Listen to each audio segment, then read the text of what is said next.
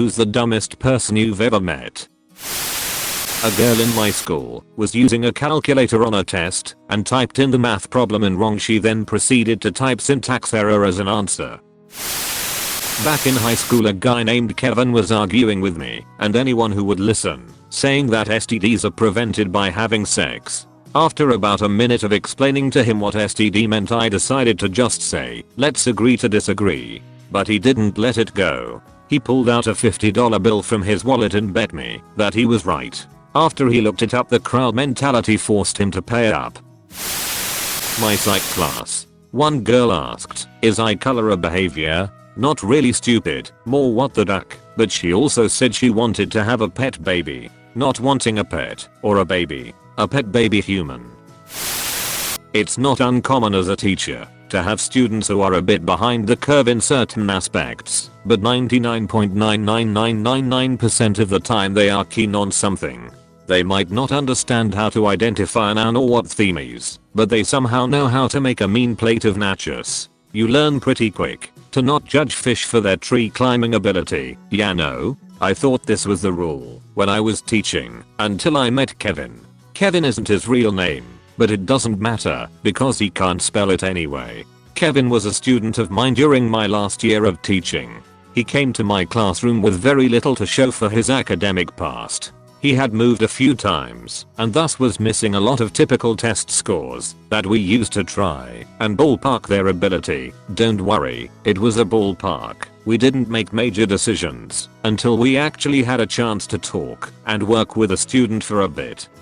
I thought that's fine. I'll just do some one-on-one with Kevin and see what's up. One-on-one with Kevin was like conversing with someone who'd forgotten everything in a freak, if not impossible, amnesia incident. There was no evidence that he had learned anything past the 2nd grade, and now he was in 9th grade.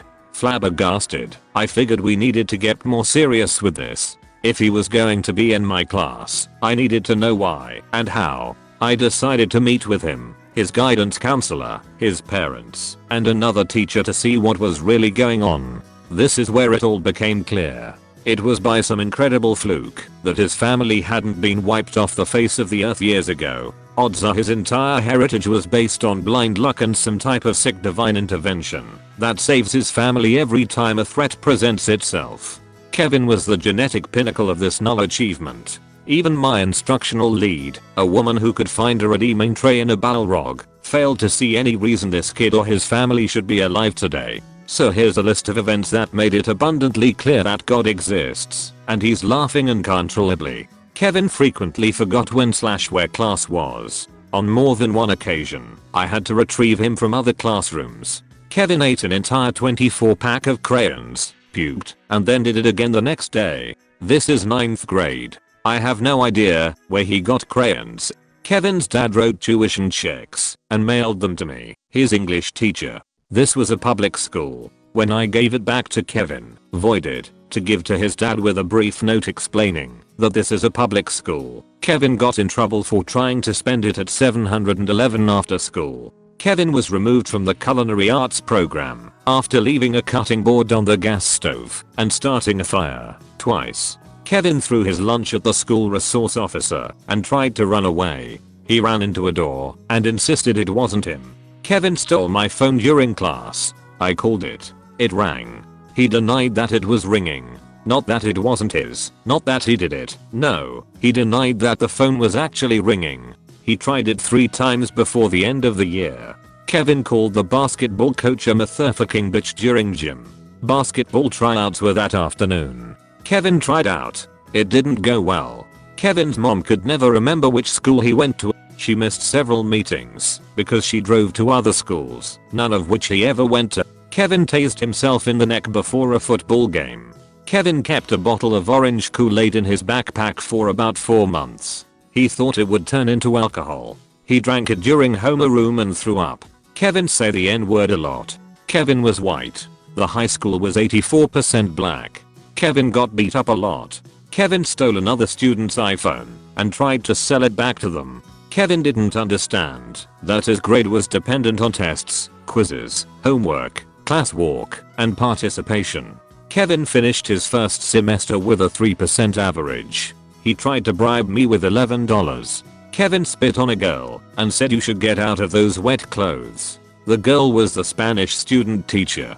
Kevin didn't know dogs and cats were different animals. Kevin tried to download porn onto a computer in the library at the circulation desk while he was logged on. Kevin asked a girl to prom. He was in 9th grade and freshmen don't go to prom by asking for her phone number and then texting her his address. Kevin got gum in his hair constantly. Kevin regularly tried to cheat on assignments by knocking the pile over, grabbing one before I had picked them all up, and then writing its name on it wherever there was room. Kevin had several allergies, but neither his parents nor he could remember what they were. They were very concerned that the holiday party at high school, we don't have those, would have peanuts. When they finally got a doctor's note, he was allergic to amoxicillin. Kevin and his parents took a trip to Nassau. How the fuck did they even get airline tickets and forgot all their luggage at home? I didn't believe him when he told me until I talked to him mom, who told me first thing when I saw her at the B weekly meeting. Kevin's grandfather apparently died in a chainsaw accident. I can only assume God was looking the other way that day. I knew a guy who shot up peanut oil to slow the flow of blood to his brain, to keep him in a constant state of being high. He's dead now, not from the peanut oil, drug overdose a few years later. I know a guy who got a composite score of 4 on his act. I know, it sounds impossible. I thought it was 2, but I was at his house when his mom got the mail with his score on there, and I saw the piece of paper myself. The guy who wound up wanting to fight me because I was explaining to him that calamari was Italian for squid. He insisted people do not ever eat squid. The delightful conversation with a man who insisted all zebras in Africa are extinct, although I had just returned from there with photographic evidence from just 2 weeks before. Brother's girlfriend. Did you know Poland was the only country not affected by World War II? Hitler wasn't a bad guy, they just gave him the wrong job. I like cows, they are cute and they have big eyes, but I don't like horses. They are big and they look like cows. Wine that comes in plastic is fancier than wine that comes in glass bottles, because plastic has more technology. As my brother is cooking her a filet mignon, she looks at the steak in the pan for a minute before asking, "Is that the whole fish?"